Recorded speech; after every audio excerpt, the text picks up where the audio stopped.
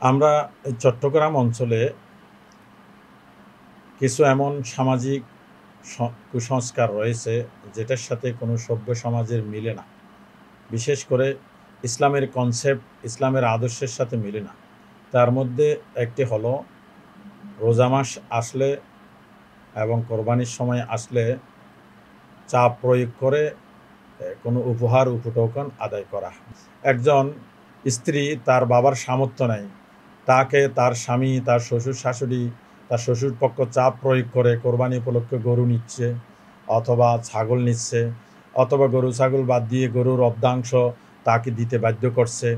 এই সেই বিভিন্ন রকমের মৌসুমি ফল নিতে বাধ্য করছে। ইত্যাদি কাজগুলো যদি কোনো পরিবারের স্বামী অথবা শ্বশুর-শাশুড়ি অথবা দেবর, ননদরা যদি করে থাকে, এই চাপ প্রয়োগের মাধ্যমে অথবা আকার ইঙ্গিতে তাকে মানসিকভাবে বিপর্যস্ত করে নেওয়ার মাধ্যমে যদি এই ধরনের কোনো উপহার উপটোকন এসেও থাকে, সেটা তাদের জন্য ভোগ করা, গ্রহণ করা কখনো বৈধ হবে না।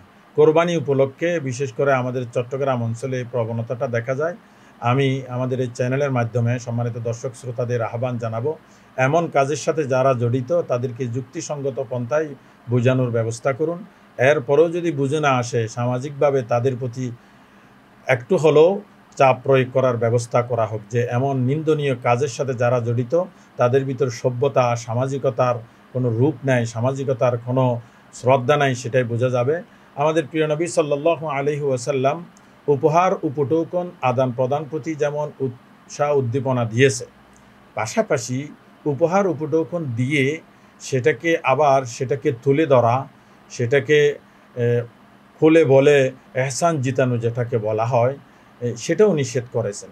তাই কোরবানি উপলক্ষে চাপের মুখে নয়, বরং সামর্থ্য থাকলে নিজেরাই নিজেদের পক্ষ থেকে কিছু মৌসুম উপলক্ষে হাদিয়া, তোহফা আদান প্রদান ইত্যাদিতে ইসলাম ব্যারিকেড দেয় না।